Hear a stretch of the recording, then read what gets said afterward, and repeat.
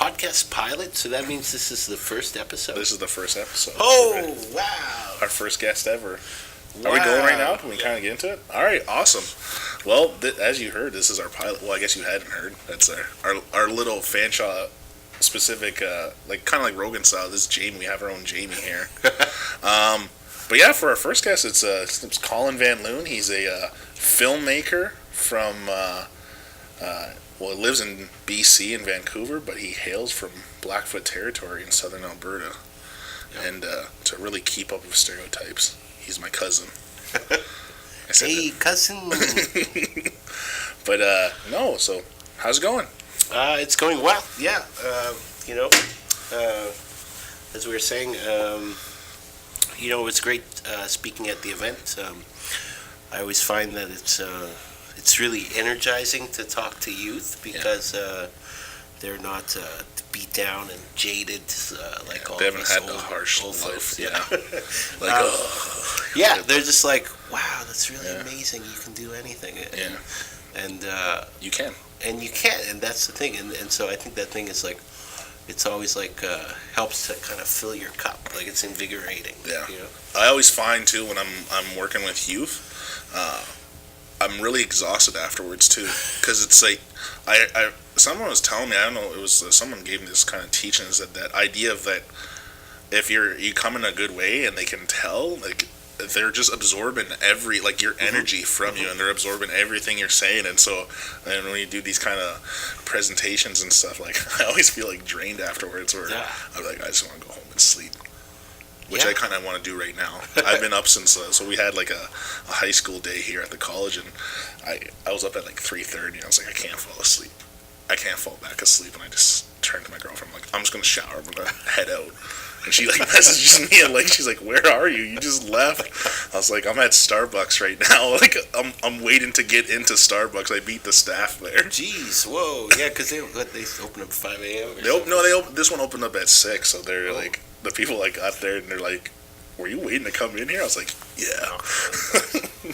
Really like coffee. So I was just there, and because what it is, I'm excited for an event like this. I'm excited for when we bring in high school students and kind of showcase the stuff. And I brought in Colin as a guest speaker, and just kind of the stuff he does in his background. And so just a little bit, like, what is your background for people that may have never heard of you before? Or so I'm Blackfoot and Dutch, and from Piikani First Nation. I started kind of into the path I'm on and into the entertainment industry.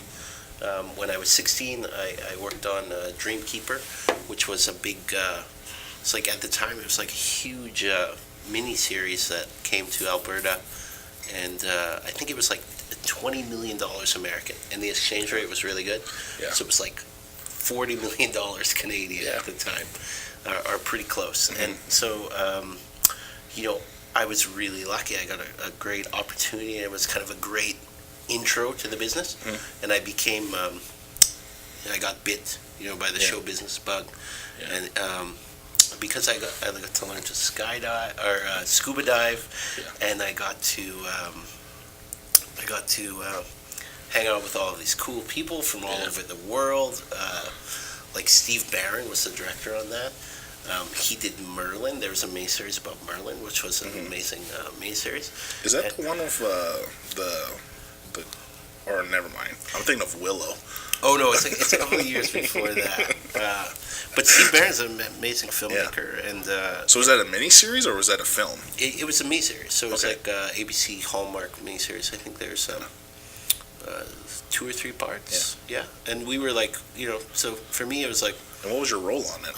I was one of the dog soldiers. Okay. So we were kind of like, we didn't have a lot of dialogue, but we were like in a lot of scenes. Kind of, we were the bad guys. We were the villains. We were chasing Eddie Spears around, and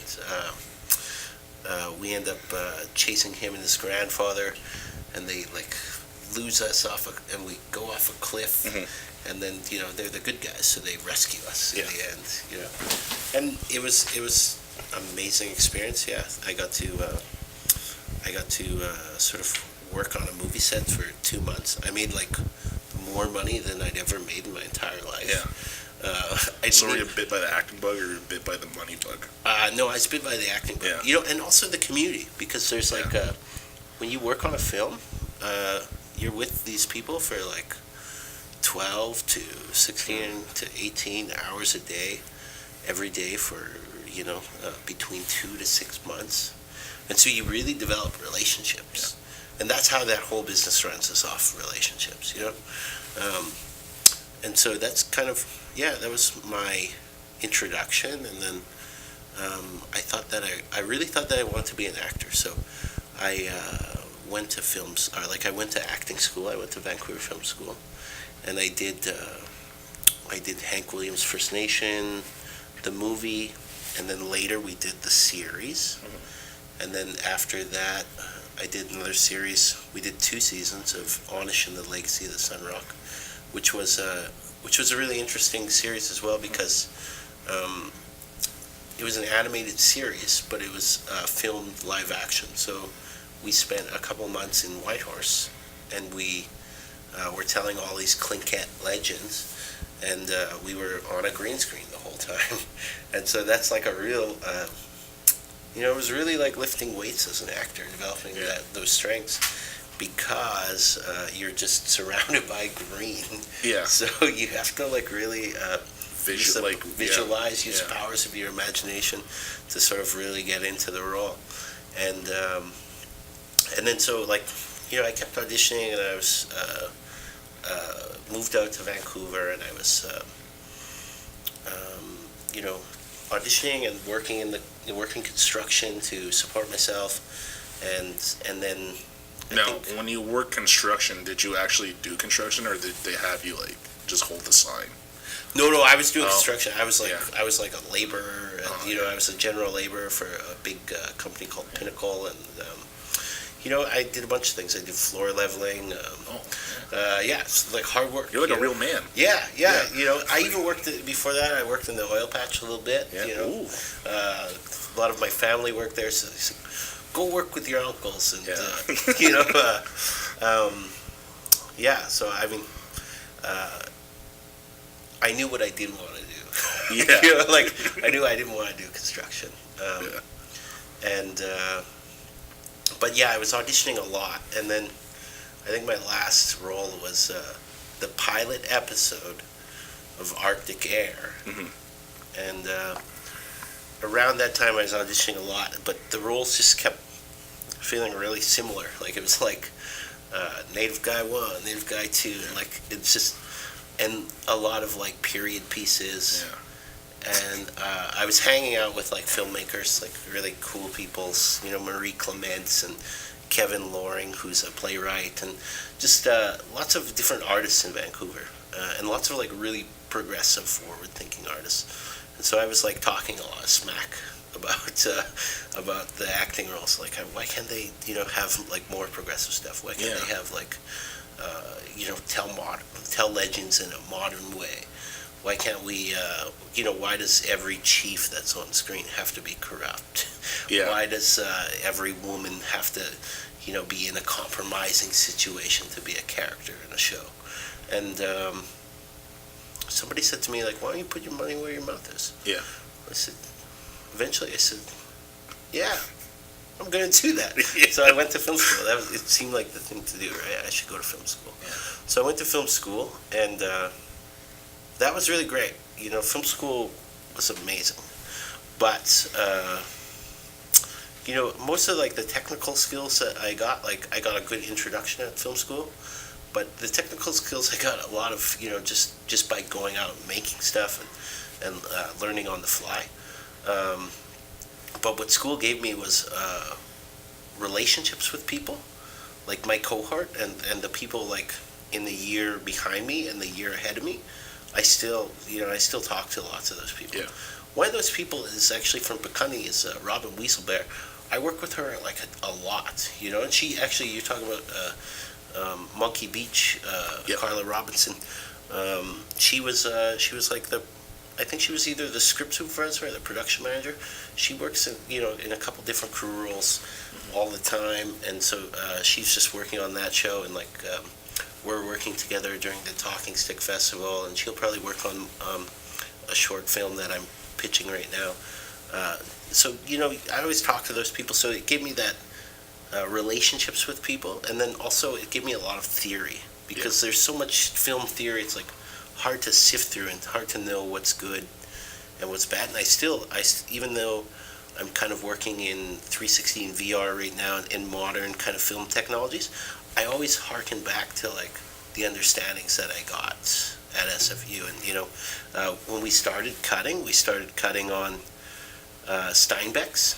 We were cutting on old school film, 16 millimeters, and that because I had done some digital video editing before, but that changed it kind of changed my brain. Like it just changed the way I thought about editing, because if you're doing digital video editing, you kind of think like, oh man, it's just like moving blocks around. You're connecting pieces, but with film, it's not like if you cut something, you can't get it back again. It's a physical thing. So you're like, it's gone. Those frames are gone. So you really become careful about the way in which you're cutting things. Yeah, you're like more selective. It becomes more meaningful. Like even like we had the conversation yesterday about this one camera you bring around with you. Yeah, I just started I'm always like interested in like the intersection of old technology and new technology. So I've started shooting some 120 millimeter film, and the resolution on that stuff is really amazing, and just the quality of it, the way it captures light is really amazing. But the other thing about it is, before you click the shutter, you really think about it. And if I'm shooting, I shoot with a mirrorless camera, and so if I'm shooting with my mirrorless camera or my cell phone or something like that, I just click the button. I could shoot like 900 photos in a minute. Yeah.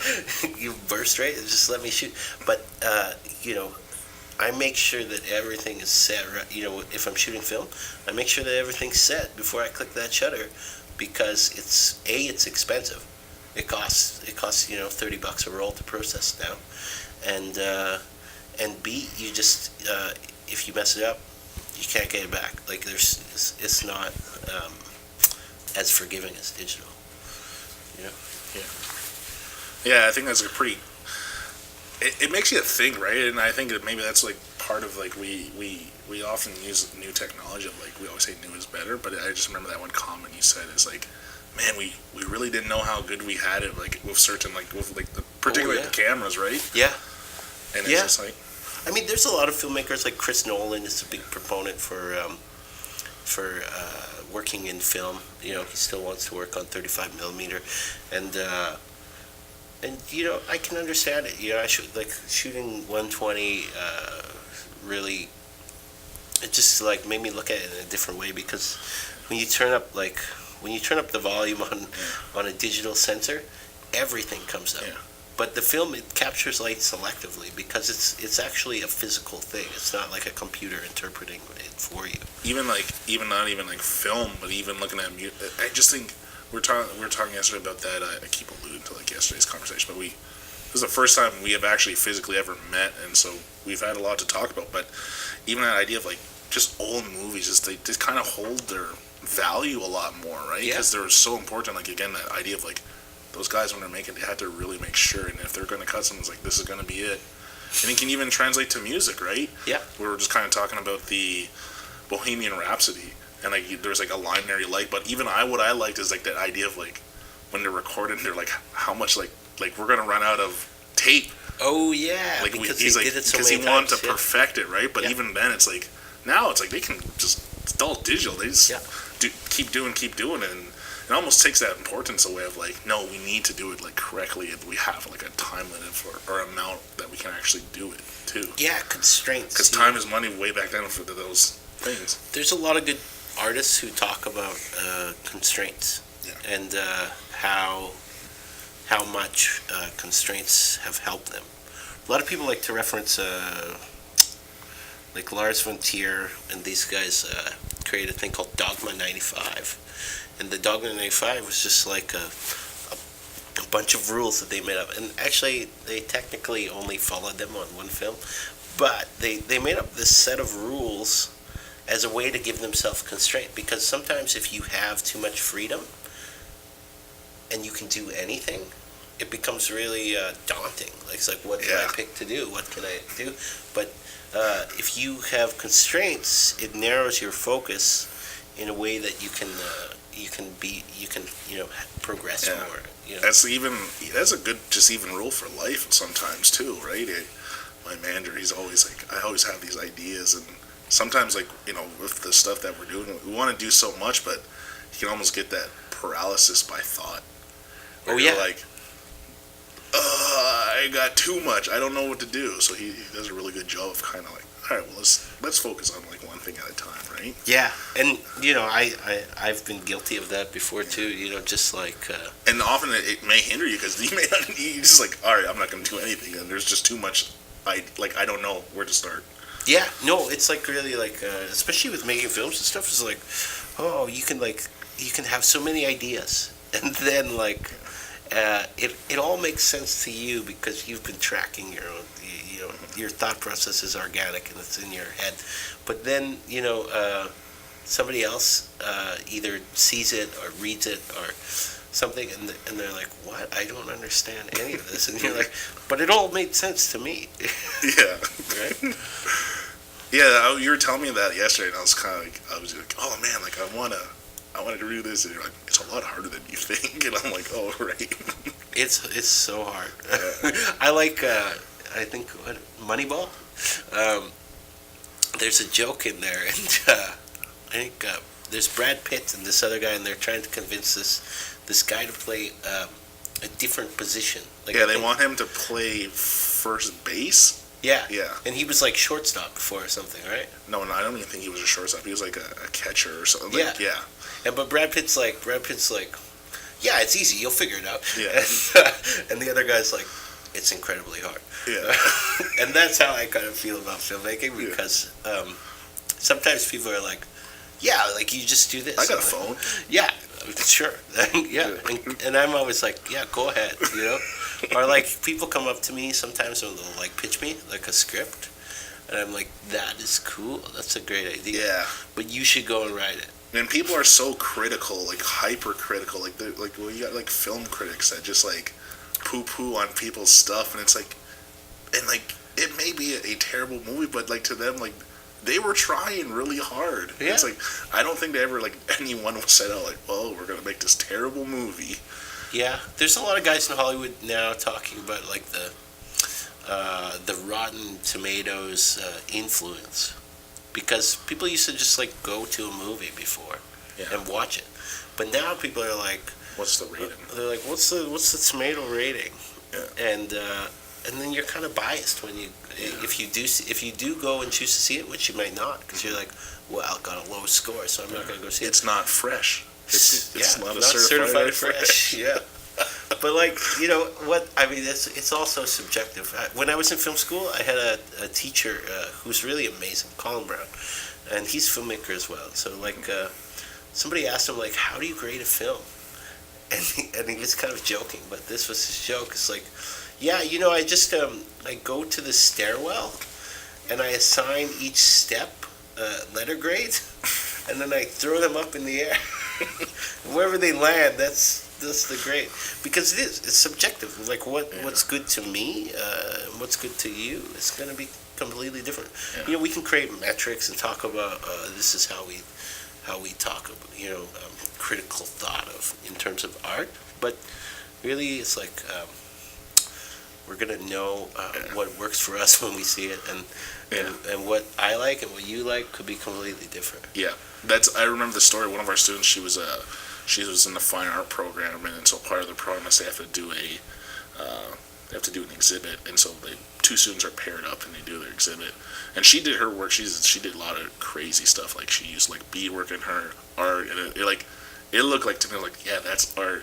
Well, her colleague was like a little bit different. He was more, it was art, but to me, I just didn't get it right. And then he was telling me how his like grandmother came, and she's like, that's it, like, and he was like, he was so crushed, but he's like, she's like, you spent all your money on this, and then, like, yeah. Well, SFU is, yeah, it's a real art school. So I think that, and this happens that I heard, I've talked to some people from Emily Carr as well, and I've heard this too. And like, every year around the time art students are doing, like visual art students are doing projects. I know this happened twice in SFU. They put their projects out, and the janitorial staff swept them out because they thought they thought it was garbage. Oh, It's like talking about consumerism or something. Yeah. Like, that's what kind of his was too. yeah, It looked like just garbage, and I mean, like not like he wasn't one of our students either, so I don't really, I guess. But I did go to high school with him. Okay, But it was just art is subjective. yeah, it is subjective, but sometimes I just don't get certain ones also. But that's like, I guess, to arts itself. But like movies, that's like something I always got and I get. But there's some stuff that people won't get. I mean, look at who's the guy? Harmony Korine is kind of a crazy filmmaker. Yeah. And some people are like, he's like really kind of contentious because some people are like, he's trash. Yeah. And some people are like, he's amazing. Yeah, like and he's he like, is like saying all of these great things about society. Da da da. I love Spring Breakers though. That movie was. Spring Breakers I thought it was is a crazy. pretty. Yeah. Like it's a contentious movie too, but like it does. That's what inspired my braids. Actually, was Alien from Spring Breakers. that was an iconic role for Franco. Actually, He was Riff Raff. He was just essentially the rapper Riff Raff. Yeah. Bring out the rice. But like, I even like the whole thing of art is like, I wish I kind of have like that, I guess, that eye to actually physically like put myself out there to do it. I always remember this one experience too of like a student. I remember when I started working here, I was this photography student, and I just remember it, and I walked out, and they're like just placing this leaf like very strategically on the ground, and then he was like, I stood there and watched him for 10 minutes as he was doing this. I was like, oh man, he's really focused on like whatever he wants to do. And he poured out some milk beside it, or like, and I was like, oh man, that's wild. Like, just like to me, I was like, I never seen the finished product. I'm like, over my head. Could have been amazing. Yeah. Yeah. And that's like I think it's a humbling sometimes. Is like some people are just so into certain things, and I think it's just speaks to like everyone is different. You have your own things you're passionate about. And my one friends too that work here, the one day they were talking about fonts. Oh, and like, what's your favorite font? And even like our Anthony here, I asked him the one day, like, what's your favorite font? And he's kind of like, and then he actually gave it to me, and I was like, oh man, it's hilarious. But when they were speaking about it, like, they could have been it was basically like they could have been talking about like astrophysics. It was the same concept to me. I'm like, I am so like, out of this. I'm dumb. There's some font geeks out there for sure. Yeah. What was it recently? I think there was a thing, people were, or maybe this is old news, but people were, Talking, be even older by the time talking smack about Avatar, because the font of Avatar is like a basic font in like in Microsoft Word or something. And it's like one of the most basic fonts. So I think that Avatar actually, for their upcoming releases, because they created a new font. They created a new font because that font was so basic. Basically, like all of Reddit was laughing at Avatar. Yeah. Which is like, we're so much open up ourselves up to like criticism now, where like it's like the keyboard trolls. It's immediate. People can people just start trash talking something. Yeah. Right Which away. I think is like really cool about like how you talk about how you really take time to like bring in new technology with old technology. Like, you're kind of creating that craft. Like for you, it's like you're almost trying to stand out by doing these different things with how you approach it, so it makes it more lasting. Even like the music video you showed me that you did, like that, like those effects you did, and you told me how the story behind it. I was like, that's so cool, right? And like, that's gonna be lasting. I think kind of what I'm getting to the point is like how things are so much, keyboard, like the keyboard trolls. Yeah. It's like it's just in and out. Like, we're just like, you watch something, like I'll watch movies now and I'll forget about them like instantly, but like movies like The Godfather and like classic movies, like those stick with me, where I'm like, I just remember it. I can like remember verbatim like every scene from it and stuff. I love comic book movies. It's like my favorite thing. I don't remember anything that happens to them as soon as I'm done. It's just like we have almost so much consumption. It's just like maybe there is something to it like that about that old craft of like Yeah, and I think importance. that like there's like I mean The Godfather is a novel. I think that there's something about adaptations in that way. Coming from novels, the writer has really thought out the characters, thought out the plots, and that stuff has been fine tuned in the way that comic books are not and movie scripts are not, because those things are made with the pressure of time. But if you're a novelist, you could write a novel over a year, and you could think about that. One of my favorite shows that came out recently is called Sharp Objects. Jean-Marc Vallée, Canadian filmmaker, is amazing. It is a 8-part miniseries on HBO, and I found it like I was watching each episode, and I found it really refreshing because of the depth of the characters, and like I feel like a lot of the stuff that's coming out of like a lot of the feature films, they just don't have that kind of depth right now. If you want that, you have to go watch like indie films that are coming out of Sundance, or things that are less mainstream. And sometimes that stuff's hard to find. And like, there's only 24 hours in a day. Yeah. Yeah. And we're just consumed by mass, cause like the whole Netflix, right? That's like whatever's easy accessible on there, like and even like it's the content they're putting out too. They're starting to become like this provider of like content, but it's like they got this algorithm. They're just gonna recycle like the idea over and over again too. A lot of times. So. It's weird, I'm starting to. I like some things about Netflix. Like I like that they're like really messing around with form, because it used to be like, this is what a TV show looks like. This is a half-an-hour TV show. Yeah. This is an hour TV show. This is a feature film, and these are what these things look like. And the form was set. But now the form is kind of loosening up a little bit. Like, I don't know what was that show you introduced me to yesterday. It feels like stand-up. Yeah. Right. But like. It's like it's stand-up, but it's like social political.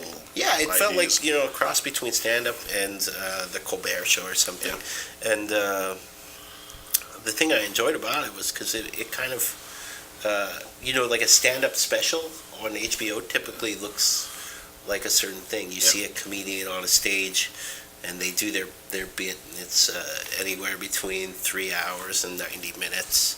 And that's kind of how it goes. But it felt like they took one stand-up special and they cut it up into parts. And it was kind of interesting just how they, messed around with the form. So I think that's really enjoyable. The thing that is weird to me about Netflix is, it's a bubble. It's starting to become a bubble. No two Netflix look the same. Yeah, because even last time I told you to pull it up, it took you a while to find it because like my account's like different than yours. Yeah, I'm really conscious about these social media bubbles, like, and it's weird to me that like, just you think that everybody's, you think it's the same, like it's a similar experience, but it's kind of not. Yeah. If the same way if you look at your friend's Facebook or something, like it's like, this is nothing like mine. Yeah. Individualism a little bit. Yeah. And when you also feel like you don't have much individualism also. I don't know. Yeah. So, kind of going back to like the film, like, did you have anyone that kind of was like even inspiration like a filmmaker wise, but what got you into the idea of like acting too? Was there a person in your life that kind of, because I really like film and stuff, but even now as I was sitting here, I was thinking like, what am I gonna ask, like next question? But then it's like, I love film, but I also was like very influenced by like my nephew, who's like older than me, and he was really into film, and he was almost kind of like that person that got me into like all like watching these like Scorsese films and like all that. Like it's like, so he kind of led me into it. Like, was there anyone that for you that kind of led you into that? He schooled you in the classics. Yeah. I don't know exactly. I think that I mean, I took drama all through high school, and actually, in my last year of high school, I took drama a second time. Not because like I needed to, but You just want to explore more? I just wanted to I just really enjoyed the environment, and I really enjoyed. I just sort of enjoyed that kind of connection that comes from the arts, like filmmaking or theater. They cross over in a similar way, and there's a real connection between you and another artist, whether you're a director or an actor or somebody else that's a part of a show. It's this. There's this whole like cohesive energy of everybody having different roles but trying to do the same thing. Yeah. And so I think I was kind of hooked on that, and then just getting into the film industry. And then, I mean, The Revenant was a big deal for me. I still am close with Alejandro González and Emmanuel Lubensky. I occasionally text them, and like they're sort of very influential people to me, and I think that Chivo is the best cinematographer in the world. There's no arguing that. 4 Oscars. Alejandro González, with few exceptions, has almost been nominated every film that he's done. He's been nominated for an Oscar, and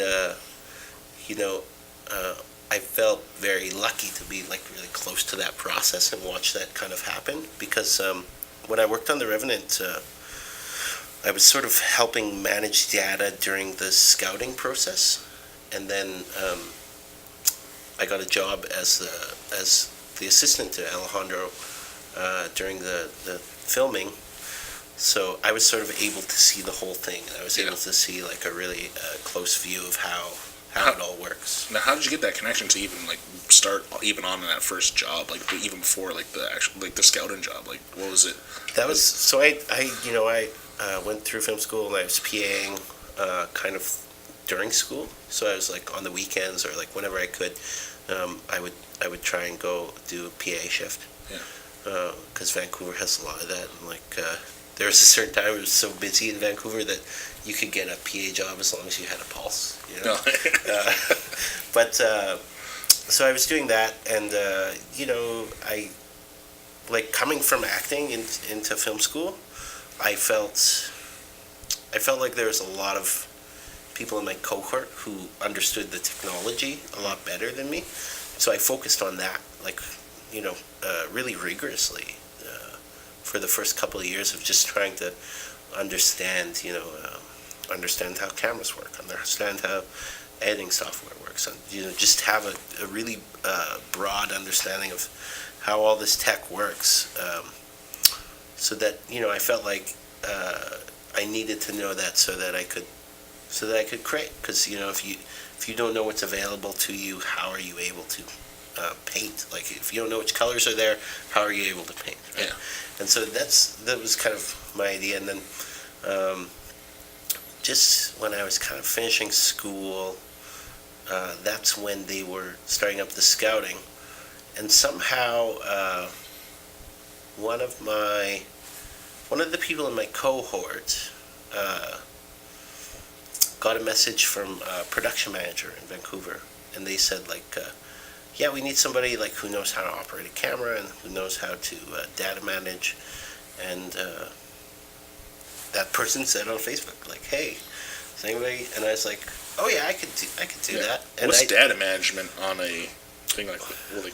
Well, for Alejandro, he's got this process where every day at the end of so normally what happens on a film is like they do all of the shooting for the day, and that shooting goes to editorial, and then editorial processes everything, and then they make dailies. And so you might see dailies the day after. Sometimes they have a dailies trailer on set, but it's kind of getting more rare. But sometimes they'll go see dailies the day after or the day after that. But Alejandro wants everything really immediately. So what happened was he would, there's something called video tap, and video playback is like on a feature film. They're always like, we need to see that take again, so video playback will play it back. So they have like a lower resolution copy. It's not what's recorded on the camera's card, but it's what's recorded by the video playback person. And so Alejandro takes all of that stuff every day. But so what would happen is, like, they would do all the filming all day, and then I would have to get that video tap footage, and then I would organize everything in a way that he could quickly find it and understand it. And so he would take that home. There's a laptop that I managed. He would take that home every night.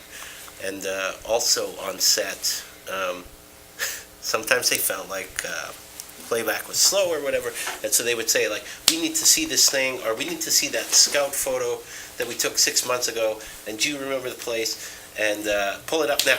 And so that was that was mostly my gig. Also, like, go get me a coffee or whatever. Yeah. But, so there was a lot of responsibility. Did you, like, know how to do it beforehand, or was it just kind of learning on the fly also? Well, so when I was in film school, learning how to edit a little bit, one thing they teach you is, like, folder structure and how to organize in that way. Yeah. And so I knew how to do that pretty decently. And, like, as any editor that's worth their salt knows how to have a good folder structure. Yeah. And so I know how to do that pretty decently. Yeah. And then take pride in your ability. Yeah, and then it was like fine-tuning. Yep. Fine-tuning that specifically for him in a way that he understood it and could pull it up. So it was like having a really well-organized file structure, and then, like, the naming conventions became things that were specific to him. So it'd be like glass walking through field or something like that. We came up with a system that worked for him. And so it was a good. It was good. It was a really intense movie. And so then he liked you so much, he said, "You're gonna be my assistant now." Yeah. So we got along. I think probably, like, I talked a little bit about it, is like, because also I gave some pushback sometimes. Not in a good way. Yeah, in a good way, and, like, really in a respectful way, but just trying to be honest and break the ice a little bit, or cut tension sometimes. I think, the thing that I always felt about Alejandro is that he just expects and wants everybody that works on one of his movies to know the story just as well as him. And so sometimes sometimes you go to a show and technicians just go like, so we're doing what? Because they just know how to do what they do, right? So they're just like, oh, we're doing what again? They look at the call sheet and then they're like, okay, yeah, we're doing that thing, and so they go and do it, right? But he expects you to know the entire story and to know it just as well as him, and he really tasks people with that. Yeah. And he wants people to be invested, and he wants to create something good, and he wants to push people to do. There's always a sense that they want push people to do things that they don't even think they can do, because crews are kind of, there's definitely this. I don't think it would be out of line for me to say that sometimes there's complacency in the industry. Yeah. Just doing what they got to do. Yeah, and it's just like it's just a job. It's just like you work on. Is there any moment in particular you remember, kind of just like with Alejandro, where you were just kind of where you could tell he kind of liked that you were like a little bit of the pushback? Oh, I don't know. I can't think of anything specifically. Now it's kind of like it's been a little while. Yeah. Right? We finished the film in the end of 2014. What was that process like for being on that film? Because you said even to today, and like when you're speaking to the students, you said it was like a really crazy experience, like in terms of. Yeah. It's not like you talked about how you had that green screen experience. There was no green, like it was. Yeah, it was, all of the stuff when the characters are walking on top of a mountain. We were on top of a mountain. We were filming on top of a mountain. Actually, we were in the Kananaskis filming, and it was really fun. It was like kind of funny, kind of scary, but there was like this path. So we're in the mountain filming, and there's this path, and they're like, don't go off the path. Well, why can't we go off the path? Because you'll fall through the snow if you go off the path. And like, so what they had done was they built all of these, this kind of like plastic path, and then that was covered with snow, and that like there were areas that we could walk, but like, you know, the snow is like 10, 15 feet deep in some places. So if you walk off the path, like you're just drop by, see you. And yeah, I mean, there's all kinds of things. Like the scene with the avalanche, that is not digital. That is a real avalanche. You know, we all came to work one day, and on the call sheet it says, you know, we're doing this and we're working with the Forestry Service. And they created an avalanche. You know, so everything was, for the most part, you know, there was like, obviously the bear wasn't real. But, there, you know, like much of this felt real. Yeah. When you watch it too, and you're like, I mean, you know, that's good research. You know, there was a great video. I can't remember which zoo it was. I think it's like San Diego Zoo or something. It's probably on YouTube somewhere. But there's like a bear attack. So this guy like is leaning over and he falls into the bear pit. And what happens is the bear goes and attacks him. And then halfway through the kind of attack, the bear like gets bored and like walks away. And then the guy is like starts to move again to try to escape. And then the bear notices that he's moving, and that prey instinct kicks back up, and the bear runs back and attacks him. And you see that in the movie. That's like a So it's just great research. Yeah. So we don't really talk. This is kind of like what I liked about this conversation. We just talked, and there's not really ever that idea of like identity or like the. But for you, was there ever moments of like, you're this First Nation man, or you're this, you know, and you're working on this set with Leonardo DiCaprio, Tom Hardy. Did you ever like have like a kind of like, oh man, this is crazy, or did you ever felt like, oh, I belong here? Like, yeah, I mean, do you ever kind of get that feeling, like question it, or? I mean, you know, like I grind, you know, like I'm always.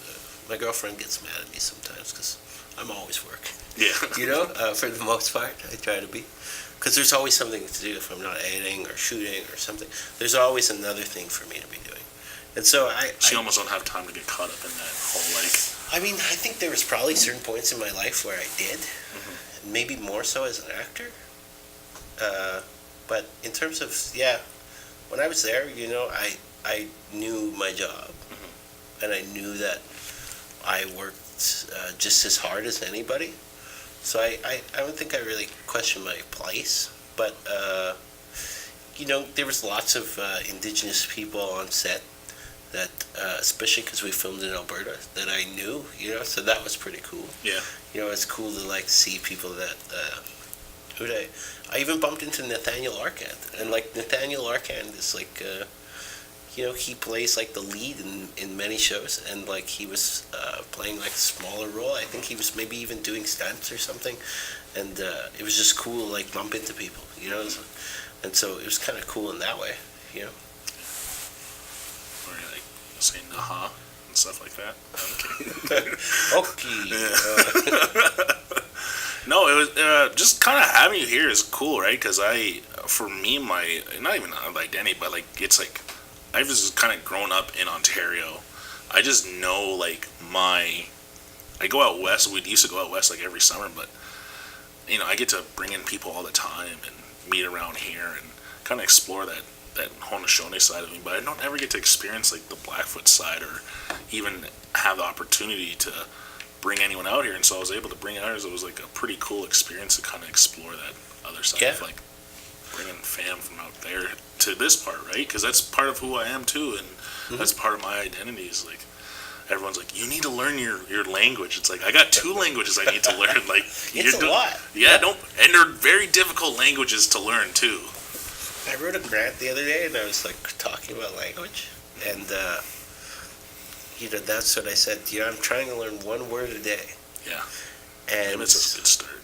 that's, and that's just like the bare minimum I can do. Life's busy and stuff like that. So, I'm trying to learn one word a day. And I even said, I might not remember all of those words. Yeah. But maybe if I even remember half of that, Yeah. that's still around 150 words that I learned in a year. Yeah. Even when I picked you up from the airport, I got so thrown off because you said "uki," and I'm always having to say "suguli" because around here it's like, oh yeah, that's how we say hello in Ontario. You're like "uki," and I was just like, I don't even think I end up saying hi or anything. I was like, but like, yeah, just like it was cool to kind of hear that. Yeah, it's funny. It's like, because I kind of have that feeling too. Being in Vancouver. Yeah. The nations out there is like Squamish, and Tsleil-Waututh, and Musqueam, and it's really it's great to like get invited to lots of different community things and that. There's like a pride almost right when you hear it. Yeah, and then but an area you wouldn't expect it. Yeah, all of a sudden you meet somebody that's like that's Nitsitabi, that's Blackfoot. Or I'll meet somebody out there and they'll say "oki" or something, and I'll be like, "Oh, it's really good." And it's nice to hear that. And actually, there's a few Blackfoot ladies. I got invited out to a community event in Musqueam, and there's a few Blackfoot ladies that for some reason they married guys from Musqueam. Yeah. And then somebody came up. They said "oki." I said, "Oh." I was like, haven't heard that in a while. Yeah. It's like, well, where are you from? Who's your grandma? Yeah. I think maybe they just didn't. Small communities sometimes though, a lot of them, right? So they had to kind of wander a little bit to find the other partner. Like, hey, if it wasn't for that, I wouldn't be here. I'm like, there you go. There's like this expression around here. They call them bridge babies, and it's because there's a bridge that separates Oneida and Chippewa and Muncie. Okay. So you're called a bridge baby if like you're one of your parents from the one community and the other one. And I was like, I don't even know what he called me, like a transcontinental baby, because I got like Oneida and we were even talking about that too. Is that you were saying like we're like Blackfoot people, they're fiery people. Like they're like we're known warriors, Like the U.S. cavalry in Montana was very scared of Mississippi people because they knew that we were pretty tough. Yeah, and then Haudenosaunee people were known for that around here too. There you they go. were warriors, and so like if people interact with me and they find that I'm fiery, well, it's like genetically I can't help it. It's I'm just blood memory. Yeah. I'm destined to be just a pit bull like my entire life. That's a good nickname. Yeah. Not Mr. Worldwide. Yeah. Pitbull. Just because I'm passionate, there's the passion and stuff. But yeah, it's really cool and to hear the language, and I think one day I want to explore it more because I want to, right? And I think I need to just do it, like kind of you said, like the idea of like don't be afraid of paralysis by thought. Just do it, right? And because my mother, she can speak the language. Like she can speak fluent Blackfoot, but she's kind of losing it. And so maybe this is my thing of like, I kind of have this idea of starting a podcast with her, where she just is teaching you how to speak the language. Yeah. And then it gives people opportunity to learn the language out there too, also, right? Yeah. And that's like I kind of kept saying because I recently just sent my mom back home. I'm at this position in life now where I can surprise like my family and stuff, where I can afford things. Ooh. And me and my girlfriend bought them tickets to send her back home because she hasn't been home in 10 years. That was just in the summer here. Yeah. No, not like a month ago. Yeah. And I sent them. It was like snowing and everything when I sent them. I'm like, oh, I'm sorry that happened. It wasn't my intention, but it was really good for her to just get home because she's getting older, and a lot of things of why she couldn't get back were just like family, like ailments. Like she went through cancer. My dad had bypass surgery, so there's a lot of this personal stuff, but then also for her it's like she just missed out on a lot of things, right? And unfortunately there's like death, and she hadn't gone out there, and it's just, but I think she also like has just never really fully recovered after like losing my grandfather either, and just other people in family where it's just like, I think she had this epiphany too where she said like, oh, my home's Ontario now also a little bit, because like for her, like, home is different now, too. Because there's like home is kind of where your hat is, but it's always like. But I could tell she community. felt really happy about going back, Yeah. also, right? And it just, and I just told her of like, man, like, you know, we're on borrowed time. Like, we don't know anything about what's tomorrow, and so like, Yeah. I'm like, we can afford it. Like, you guys can afford it. Like, go home a couple times a year. Like, we'll find flight sales and stuff, right? And like, I had a friend, like, she hooked me up for a discount at WestJet, and I was able to send them off like for pretty decent price. But it's like, I told her like, let me know whenever. And that's what I think. And but for me now, it's like, I want to go back out there because I want to kind of get connected too, right? Yeah, it really does something, you know. Because like my grandfather gave me a name, right, in the language, but the problem is no one, like, we know the translation. It means brave warrior, but people have said it, but that's not how my grandfather said it. And there's like my aunt, her partner, he really knows the language, so like I want to get out there to ask him because he'll probably, and then it once they all hear it, they'll know it too. Like my mom, when she'll hear it, she's like, yeah, that's it. So that's like too, is like trying to reclaim like that stuff too, right? Take back your Blackfoot name, get it painted up. Get your road painted in front of you. Have you ever had raw kidney before? Have they ever made you? Because that's like a delicacy out there. Is like the raw kidney. Yeah. And I remember being a kid. I want to go back and I want to have raw kidney because I remember being a kid. My uncles were like, "Come over here, like you're Blackfoot, right?" I'm like, "Yeah." Like, well, if you're not a real Blackfoot unless you eat raw kidney. Oh man. And I'm like, I'm real Blackfoot. That's a favorite saying at home. And so they cut it off, and I looked at my mom. She's like, whatever. And my dad's like, whatever. Like, and I had it, and I was just like, I just put it in my mouth, and I was just like, I spit out. I'm like, I'm not a real Blackfoot. That's just what they like to say. Don't let them trick you because that's what my grandma, she used to say this all the time. Like, you don't like oven bannock? Not a real Blackfoot. You don't like this? Not a real Blackfoot. You don't drink tea? Not a real Blackfoot. You know, that's just what they like to say back at home.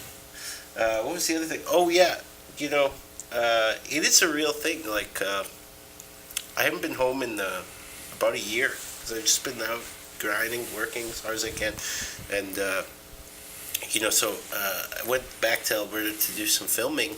Recently, and then I came out here, and then after, when I go home, I'll hang out at home for another few days to a week, and it just does something. Like being at home, it just kind of fills your cup in a sort of way that it's almost inexplicable, but it just kind of like it really connects you to, you know, it's just being connected with family and connected. And I think for me that was part of not going back, was just like, I was busy grinding. I was in school, you know, working summer jobs. Like but now I'm in a position where I've able to provide for myself, and like now it's like I'm ready to go back. Yeah. Also, right? And I think a part of me was also just that idea of like, oh man, like going back. Last times we went back was just there was like death involved, right? It was like lost my grandfather. I had to go back for the funeral. And then we went out, and then I lost my one aunt while we were out there. So and it was like a funeral, and it's just like, for me, it's kind of like for a while, I just kind of, it's like, I still want to go back. That's the thing too. That's what we keep saying. Our family keeps saying with our North Pagan family. It's just like, we need to get together more. We need to stop meeting like this at the funerals, you know, because everybody at the funeral says, "Oh, it's so good to see you," and like, you know, so it's too bad it's under these circumstances. We should hang out some more. Yeah, and I think and that's what happened too for my mom, which was cool. Is like they put together something where they brought everyone together for just to be together, right? Yeah. And so, and there's like one thing too. This is like this is not even a I don't Blackfoot people like Chinese food, but they have these dry spare ribs out west. Oh, they're good, eh? Oh, they are the best food ever. Like I told my mom, like, when you come home, you have to bring dry spare ribs. So, and my dad was just so pissed off at me. He's like, we almost had to pay extra baggage because we had to bring this separate little bag back for you for dry spare ribs. Oh, but when I had them, we reheated them. They were so good. And I was like, my girlfriend had them, and she's like, "What are these?" I'm like, dry spare ribs. They're the real deal. And if you go back, you gotta have tongue and berry stew, and then your mom reminded me like dry meat made with flank. Oh, that's pretty so awesome. good. Yeah. And no, that's like a thing that's being lost too. Not a lot of people know how to. It's tedious also, right? You gotta cut the flank really thin. Well, you know what the flank is, right? Like the flank is like the closest kind of beef to like buffalo. Like it's like the closest you can get. We found like a substitute. Yeah. And it's also different from like there's a difference between flank and like flank steak also. Mm-hmm. And like around here we'll get like flank steak, but my mom's like it's not like flank though. There's a difference, right? Get yourself a big old piece of flank. Yeah, it's so good, and like it's such a tough meat, eh? Mm-hmm. Like, but it's so good, and I remember around here and like chefs are just using like flank now as a thing, and like the price of flank hanger steak and stuff it's like skyrocketed. So now it's like you gotta really want to ball out if you want to get flank now. I don't know if flank out there has gone up, but like around here it's expensive to get flank steak. Right, Alberta. I think Alberta's chief, right? The cows right there. They just they just killed it a couple blocks away. Yeah. But kind of just going back to the film thing again is like who are like some kind of inspirations for you? Like who are filmmakers you look up to? Like it sounds like Alejandro's one. Alejandro's one. The cinematography of Chivo for sure. I like Scorsese, like especially the really early works of Scorsese. Tarantino, I like the early works of Tarantino as well.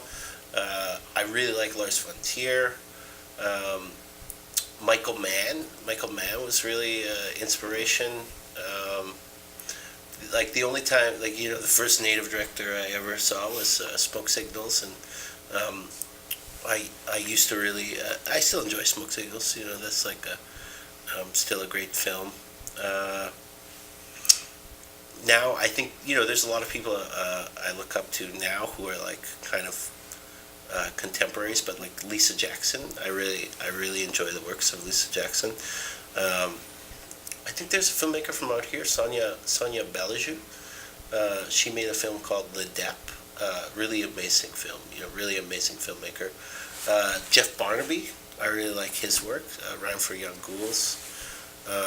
Someone when they were describing that to me, like, our friend Ryan McMahon, he was just like, I'm like, what is it? And he's like, Inglorious Bastards for like natives. Hey, that's a good description. Yeah, and I was like, I'm in. Yeah. A friend from home who's like. Can you guys tell that story about like when you guys went to go see Ryan for Young Ghouls? I think it's like a funny story. Oh yeah, there was probably about like 10 of us, like, because the Indian artistic community in Vancouver is really like just like we find a res wherever we are. Yeah, it's just really tight knit and it's pretty small. Like we all know each other and we all kind of. I got in trouble when I was in film school because I would invite like all of these other Indigenous people from other schools to come work on my sets because we all like understood each other and got along and like kind of we're reaching for the same things in a way, and my school was like, you can't be doing that. Like, and I think after me they made a rule about that, like having people from other schools come and work on. There's like a sense of pride when a school makes a rule because of something you did, whether it be good or bad. There's like no more of this, right? And so when we watched Rhyme for Young Ghouls, there was like there's probably like 10, 12 of us Indigenous filmmakers all sitting in a row, and we were at the Cinematique in Vancouver, and we were just like laughing the entire way through, and there was like a lot of Napiquans, a lot of white people in the theater with us, and they were like, I felt like they were uncomfortable because of us, but we were like killing ourselves laughing, at certain parts in the movie, especially like there's little jokes in there, like the uncle, just the way he interacts with the kid, he's like, hey, shithead. Give him a smack in the back of the head, and that just it's like so raw to people, and they're like, oh my god, like, but that reminds us of home, like that reminded me of home. That reminded me of my uncles, There's like, what's that expression we have, like is it tears with, you have to have the laughter with the tears, laughter and tears, like, and I think for it, and there's like that movie I was even telling you about that Augustus for Sage County. Misty Upham. Yeah, Missy Upham, who's actually was a relative of ours, and she unfortunately Yeah. again, like just kind of like us, like that's the reality we have to deal with sometimes. Is like death is just such a part of us, unfortunately. Yeah. And there's like, but anyways, just to side note, but that movie is about this like dysfunctional white family in Georgia or wherever, or Alabama. And I have a friend, Dave Jones, and he went to go see it in Thunder Bay. It was a packed movie theater, and him and this other native friend of his, and they're in the top row. And this movie it's like those little moments of like it's just really rough, and they're just the laughing. mom's like an elkie, and Meryl's like an elkie. Yeah, but even just how she is, and for him, he said laugh because it reminded of not like how his mother's out, but just even her like just harshness. It's not even, and that's the thing. It's like we're not trying to say like we're all, but there's just like a harshness sometimes. It's like like in that generation, they were really raised up harsh, right? Yeah, the way people say things, like they'll just say something really blunt to you. Yeah, it was like the bluntness of that movie. Geez, yeah, and they're dying laughing, right? They're like trying to like cover their mouths because they're laughing so hard, and then they just kept hearing this one person down like below just really laughing, and everyone else is like just giving them dirty looks. I'm like, this is a serious dramatic performance by Meryl and Julia. Like how dare you guys laugh? But they're laughing the whole time, and we were talking about, because I seen that movie, and I was laughing. I was watching it too. I was like, oh man, this is really rough. But I also like seen the humor in it. Yeah. And they came back down when the movie was out, and then the person, he knew him. It was a native guy, and he's like, I heard you guys laughing upstairs, and I was like, oh, those have to be Nish. Like, those have to be natives, too, that are watching it. But everyone else, that was definitely not the reaction in the theater. They were, like, so serious about it, and there's like... This happens, it's oftentimes, right? Like, I think... But even, like, not even natives, I don't know what it is, but this is, like, maybe just non-Caucasian people. POC, like we just, like, relate... Yeah, like anybody who's... We were telling this story, like, last night when we went to see Black Panther, right? Yeah.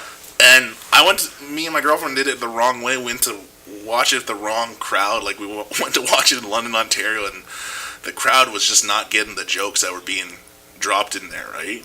And I'm, like, dying laughing, and I was like, after we left, I'm like, man, we went to see it the wrong place. Like, we should have just went to, like, West Side Detroit or East Detroit to go watch it, because then that would have been, like, the place. That would have been a full reaction where I'm like, the camaraderie would have been there, right? I think, I saw it in Vancouver, and I think that I get that "Don't Scare Me, Colonizer," that joke. I was laughing so hard at that joke. One of our friends that we went see with Elena, it's just like, is an artist, right? Elena Neal's a great artist, and I can't remember if she was there or like my girlfriend told her about, like, I was laughing at this joke, and then like a couple weeks later I got this button, and it's like "Don't Scare Me, Colonizer" button. So that stayed on my jacket. I just washed this jacket a little while ago, so I took off all my buttons, but it used to have a bunch of buttons on here. But there's I think kind of what this, like, so what is your hope with the filmmaking you're doing, or what do you want to do? Like, what do you, like, what's your magic wand moment? The magic wand. I always really, one of my favorite, I should mention that too, is that, one of my favorite movies of all time is Do the Right Thing. Yeah. And Spike Lee's always been like a major innovation. Like, he was amazing, and like, I was really inspired by him, because he was telling black stories in a way that resonated with the community, while at the same time Mainstream success, or like mainstream success, but also like innovation. Like, there's a shot from Clockers that like became part of the shot list of everybody. It's this shot where it's like a dolly shot, but you put your subject or your actor on the dolly too, so it gives this crazy effect. And then they're also doing a Hitchcock zoom, so they're zooming in at the same time. So it gives this crazy effect behind the head of the subject, and like nobody had ever done that before. Spike Lee thought up this shot. It's a new shot, right? And so I always admired Spike Lee, John Singleton, all these guys, and I admired also what they did because they created space for other people of color in the industry. And so kind of my magic wand is like is something that I've been thinking about for years is the Starboy series. I have this, there's a Blackfoot legend, and short story is Starboy is half Blackfoot human and also half star person. So his dad was the North Star, and in his story he gets all of these sort of powers because like he gets some leggings from some geese, and they make him like move really fast. Mm-hmm. And so he, like I always thought of him like he's a bit like Blackfoot Superman. Like even like, you think about Superman, like his dad's Jor-El, and like his dad's from like another place. And so I always saw like similarities between Starboy and Superman, and I always thought, man, that would be like a really great series. That would make a really. I used to think of it as like a feature film, but now I'm starting to think of it as like a TV series because I've also like been looking at that story and looking at some other stories and connecting like different legends. Like we have another legend about Kyotosis, who's he's like he's born from the blood clot of a buffalo, but after he's born, he helps the people who boil this blood clot and basically give him life. But then he goes around killing monsters. And then when he dies, he goes up into the sky world and he becomes the smoking star. And so I saw this connection between him and Starboy. I was like, they could be brothers, And so I started connecting these legends. Like nowhere in the stories does it say that they're connected, but I just started thinking about them. Like, there's really a connection here. So, I would like to see like more traditional stories being told in contemporary ways, And so like that's why I'm looking at the superhero genre, and I'm looking at the way Marvel movies are made, or the way there's a really great indie film called Push, and it's a superhero movie, and it's just kind of made more in an indie style, and looking at that, like I think that's what I'd like to see. I'd like to see more well-developed Indigenous characters. People say, well, it's like that person just happens to be Indigenous.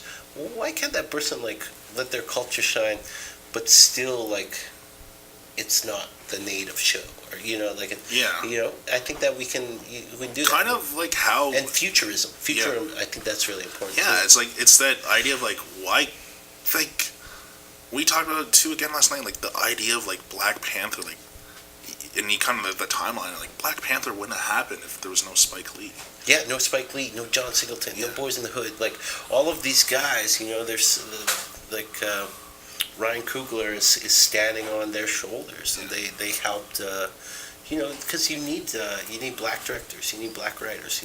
All of these people create like we're creating, and like Kenya Barris, Blackish. All of these people have laid the base so that we can have Black feathers, and it's like we can have those features. And it's like that idea of like that holistic model, almost like that idea of like. Like if I shine, you shine. Like we're like that's not the holistic model. That's my interpretation of it. Yeah. But like that's even how like even I approach my work. It's like, man, like we need to bring each other up. Like we need to bring each other along, right? Yeah. And like I'm gonna hold you accountable. You're gonna have to make sure you're putting in your work and you're grinding like I'm grinding. But like like come on, like let's all go together because that's how we're gonna do more things and push the what is expected of us or what people think we can do. I've seen I think I've seen people like get an opportunity and maybe like using like less native crew and stuff like that because they really want to do a good job and they really want it to be professional, and there's all these people that have experience, but I feel like if we don't develop the talents and we don't like involve community members and involve emerging Indigenous people, how are people ever going to, how are the people going to build those skills? And so sometimes it might seem like people are taking a chance, but you have to do it. It's really important because let them shine. Let them be raw. Let them, Yeah, and it's like do it. Yeah, and if one of us shines, then all of us shine, and I really believe that. And I don't believe in competition because sometimes I see within the arts community, I can definitely see that sometimes people are competitive, and I don't, and I've never thought it works like that because, if one of us is successful, by default, all of us are going to be successful. And if we can have those futurisms, hey, those are good for everybody. Awesome. I think that's a good ending point. I think that's good. Do you know how to say thank you in Blackfoot? Oh, it's hard. I'm gonna mispronounce it. Also, I won't say it because also I might end up saying I love you or something. The word for those two words are really close to each other. But if we want to say goodbye, if we want to sign off, we say "Gidamatsin." Gidamatsin. See, it's hard. It's a hard language. I was trying to do it. I'm like, I can't. My tongue won't let me do it yet. And then so I would say like "Nyalwe go." That's like a big thank you in Oneida. Oh, hanya. Yeah. Iksagapi. All right. Thanks, brother.